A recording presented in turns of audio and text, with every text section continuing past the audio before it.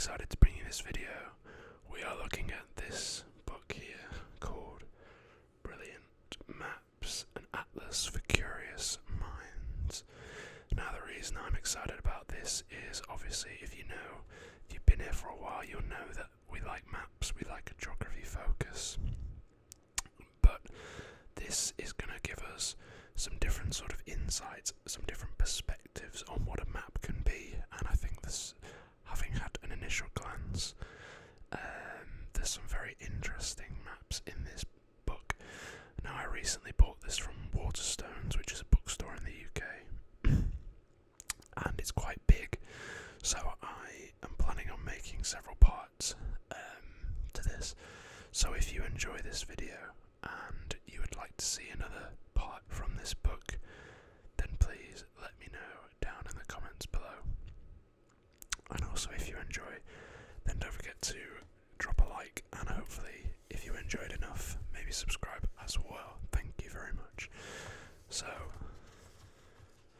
yeah, it was by Ian Wright, illustrated by infographic.ly.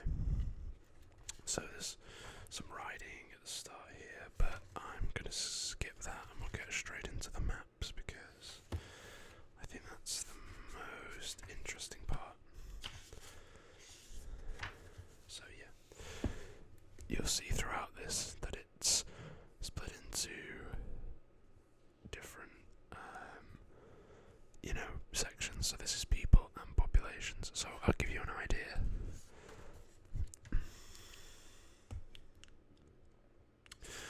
So this map, more than half of the Australian population lives here.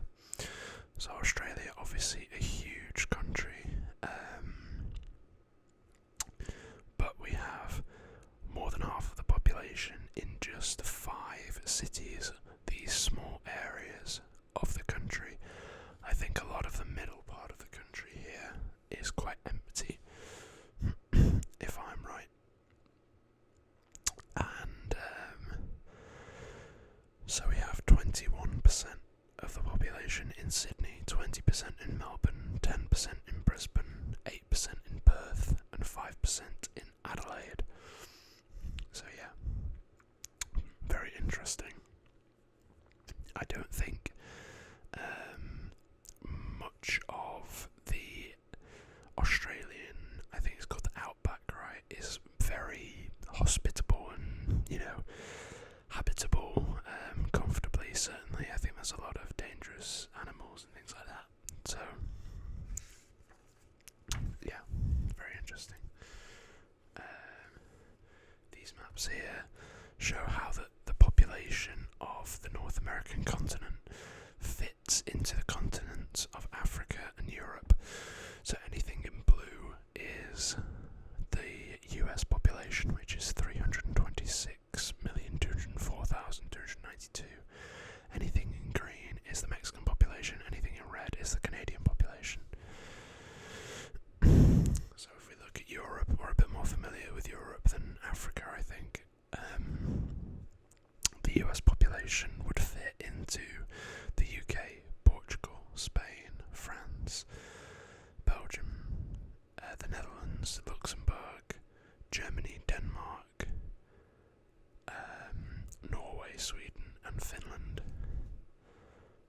And then the Mexican population would fit into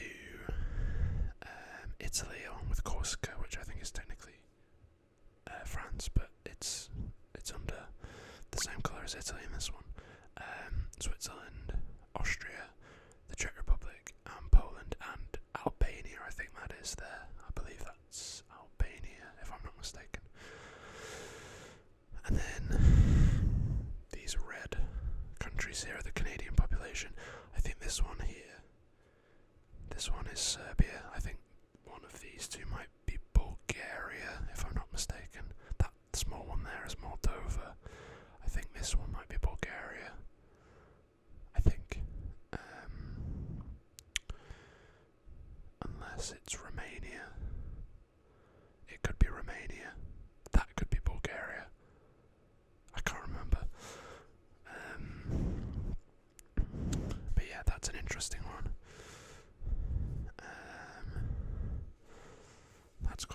how the American and Canadian populations fit into the Arab League. The Arab League is a regional organisation of Arabic-speaking states in and around Africa and the Arabian Peninsula, formed in Cairo in 1945. So this is like Egypt. I think that's Algeria. One of these is Tunisia, I think. Then there's like Saudi Arabia, Qatar, others. I can't remember what else is on the Arabian Peninsula. I think there's one of these, Ethiopia. Or is that, I can't remember. I know Kenya and Ethiopia are around here somewhere. But yeah, that's an interesting one also. European countries overlaid on areas of the Americas with equal populations. So, I don't know if it's exact. I think it's just roughly, because I would be very surprised if Cyprus, that's a Cyprus up there, you see.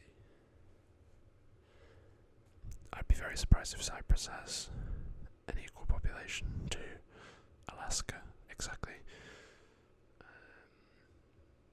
But yeah, you sort of get the idea. The UK takes up a bit of, I think that's a bit of Canada, over here, a bit of Canada, and then like California, no, maybe bits of Arizona, Oregon, Washington, maybe bits of like Wyoming, places like that, Idaho.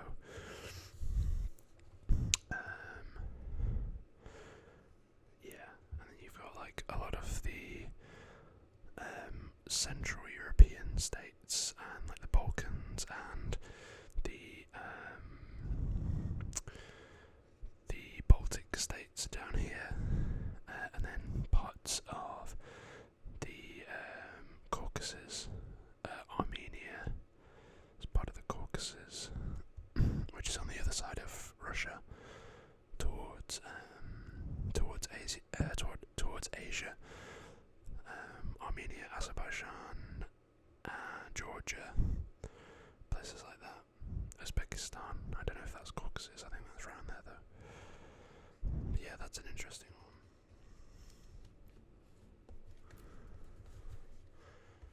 I have a little stand behind this book so I can prop it up. No expenses spared here, guys. This is the same sort of deal, but the other way around. So US states imposed onto Europe. So you can see the island of Great Britain is made up of Florida, California and Utah, is what is apparently fairly equal to most of Wales. I think Wales comes out a little bit further east than that. But yeah, and then obviously a little bit of Northern Ireland. This is all of Northern Ireland, but a little bit of Northern Ireland, Florida also. New Jersey, Arizona making up parts of Spain. France has quite a few: Wisconsin, Washington, Nevada, Kansas, Massachusetts, Iowa, Oklahoma, Puerto Rico, which is an overseas territory of, I don't think it's a state, but it's an overseas territory of the US. Pennsylvania, Maryland, Colorado. Yeah, very interesting. I think the furthest east it goes is, I think this is out towards the east of Germany. I think Berlin is around here somewhere. So yeah, Idaho and Sardinia have similar populations apparently, which is interesting. I don't know, I just think it's cool. Like, you would never, like think about these things, but when they are visualized in this format and you sort of see it, you think, oh, that's very interesting. The astounding drop in global fertility rates between 1970 and 2015. So anything red, any of the warmer colours, so red, the sort of yellowy colour, orange, are a higher average number of children born to one woman, and anything the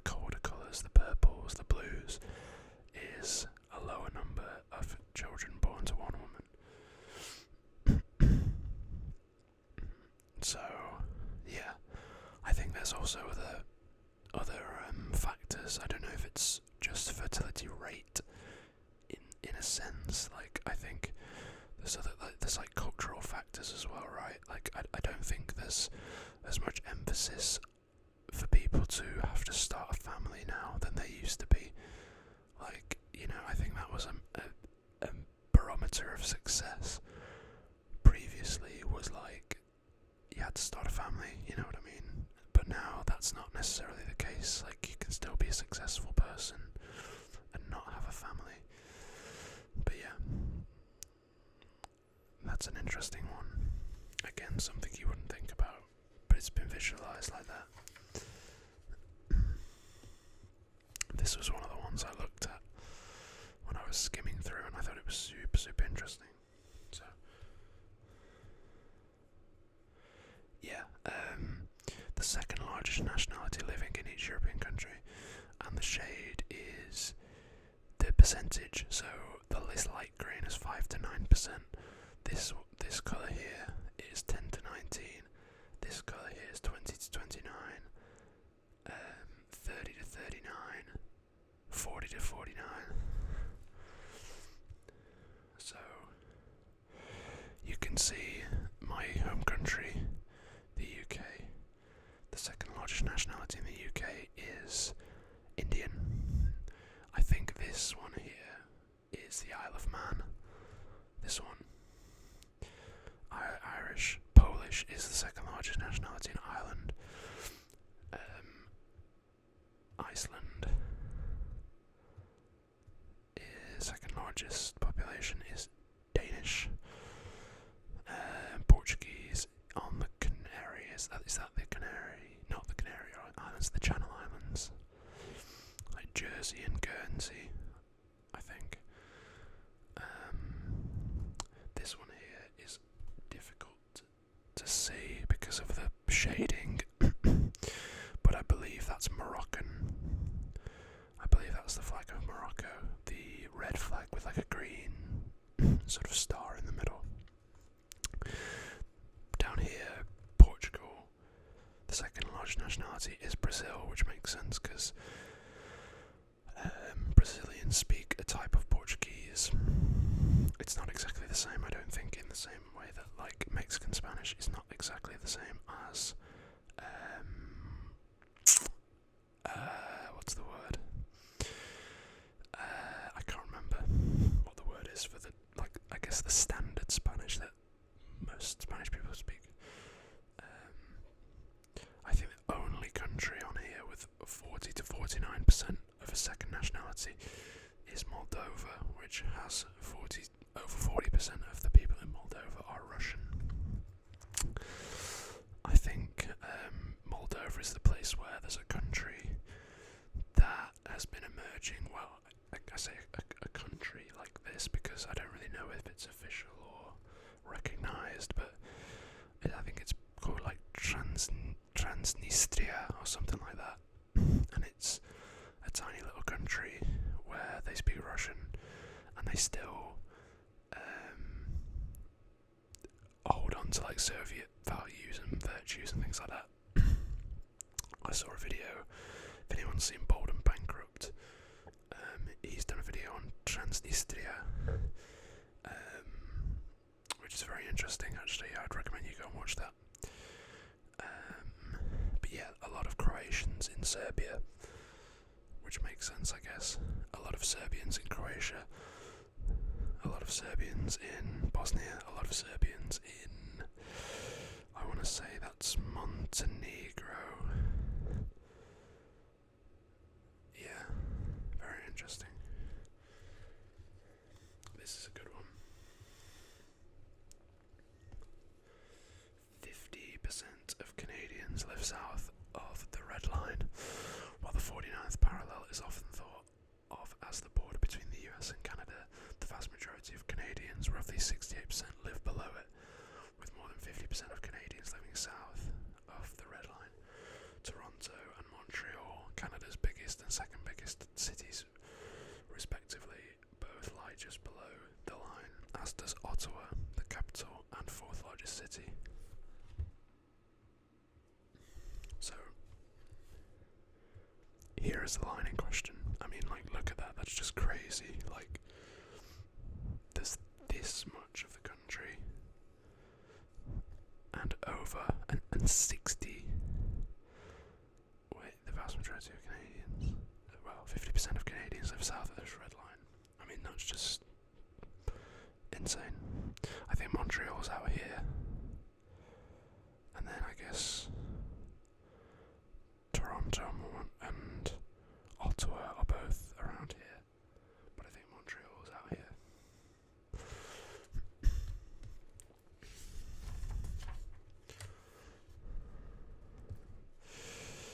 Countries and overseas territories with smaller populations than Greater Tokyo. So that refers to like the Greater Tokyo metropolitan area. So the area in Japan that would be classed as Tokyo. And it says in the bottom corner here. Yeah, you can see just there. 37.8 million is the number.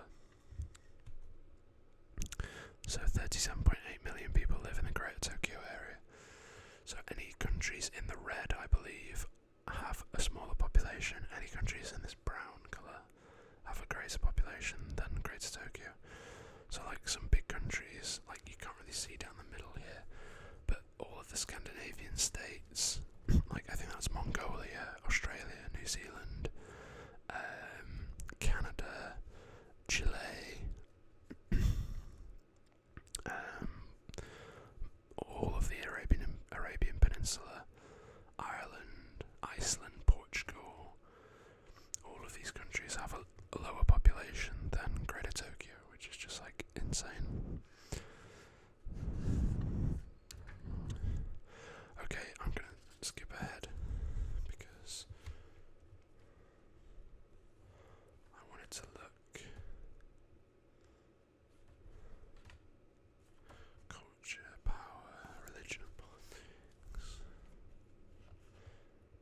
Yes, here we go.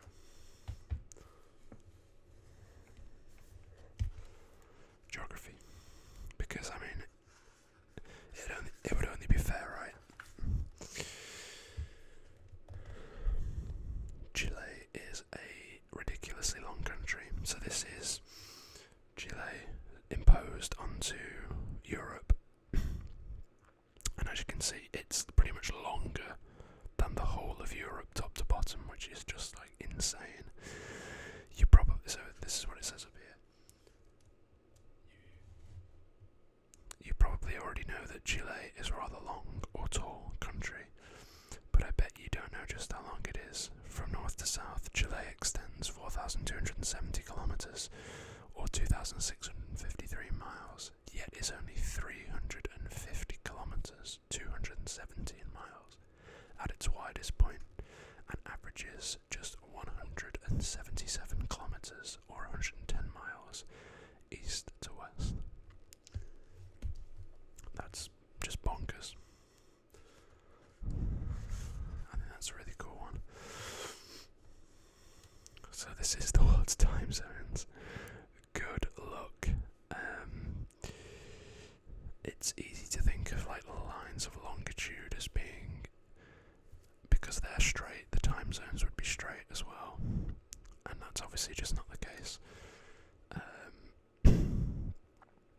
There's some noticeable parts. I think this bit here is China, because I know China has one time zone, west to east, so like the people waking up in the east will have, I think, what is it they have?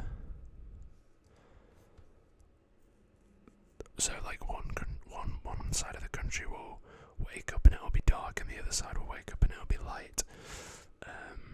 But it's technically the same time because they all live in the same time zone. So yeah, it's weird. I guess we all just think of time as being like a natural cycle of the day, but obviously that's not necessarily the case. It is sort of made and created by us in terms of the way it's managed and things like that. So let's read what it has to say down the side here.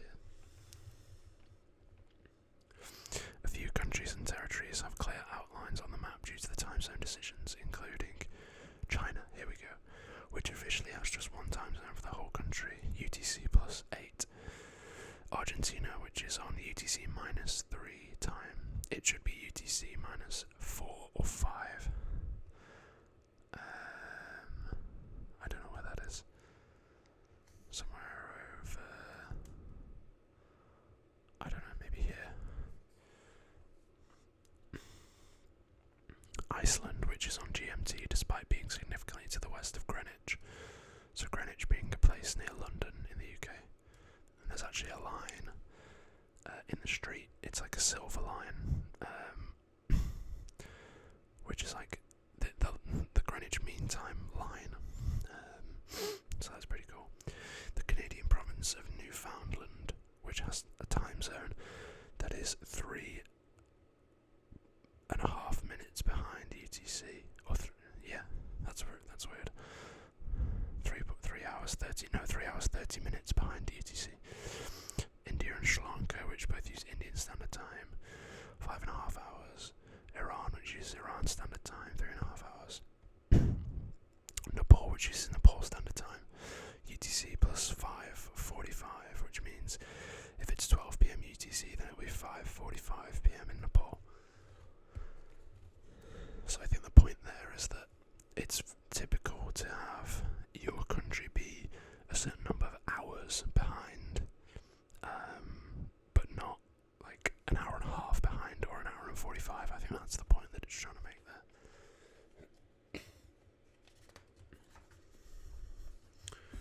Whoops.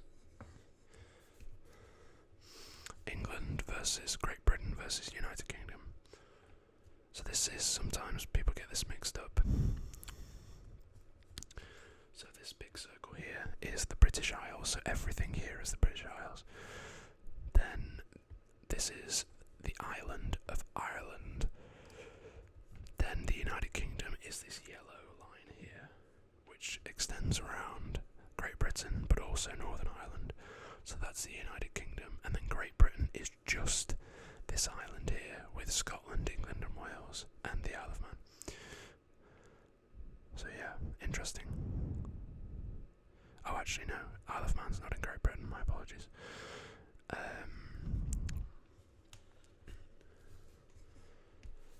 Luxembourg is not a microstate.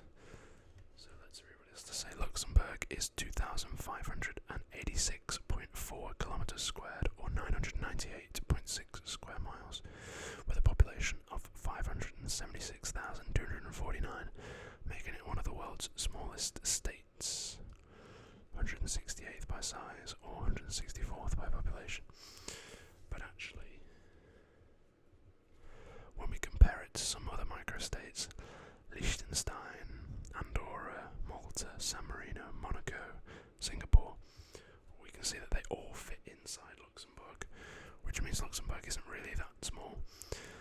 And you can actually see Luxembourg on a lot of European maps, whereas you can't really see Andorra or San Marino or Liechtenstein. But you can see Luxembourg.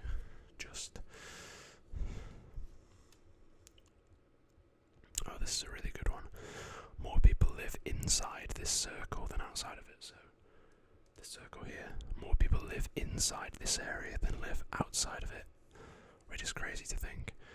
I think the two main contributors here are India here and China. They are first and second respectively in populations. I believe India's actually overtaken China now to become the most populous state.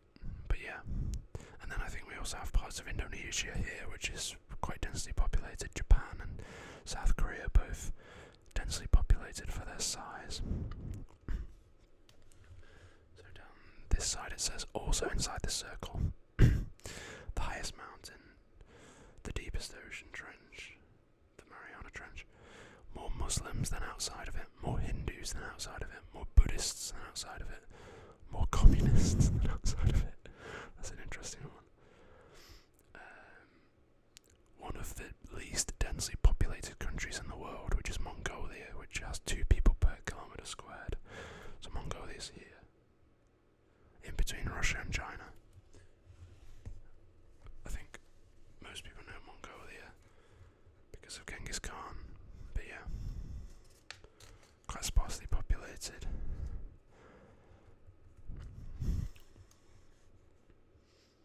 Oh, that's a super cool one. All roads lead to Rome. Okay, apologies, had to stop for a loud noise. So yeah, this will be in reference to Rome, the Roman Empire having expanded across the whole continent, and obviously they brought with them many sophistications, one of them being roads, a network of roads. So I'm guessing this is a network of roads all across Europe, which all come back to Rome, which makes sense because they would have built out as they conquered. So yeah, that's really, really cool, and it just shows you the scope of the conquest in Rome. So yeah, I really like that one. That's one of my favourites I've seen, actually. I really, really like that one. So I think we're gonna call it a day there. We've seen some interesting ones. This will give you a little taster, as I said. If you want another part, please let me know, because I would love to do another part in this book, because there's so much we haven't seen. We've done a lot about populations and about geography, but as I mentioned, there's stuff about culture, there's stuff about religion, there's stuff about history and battles and all that sort of stuff, so there's loads of different areas, so I would love to do another part. But yeah, with that said, thank you ever so much for watching. If you've made it this far, I really, really appreciate it. If you've enjoyed, please leave a like and consider subscribing. But with that, guys, I just want to thank you once again for watching. Goodbye, everybody.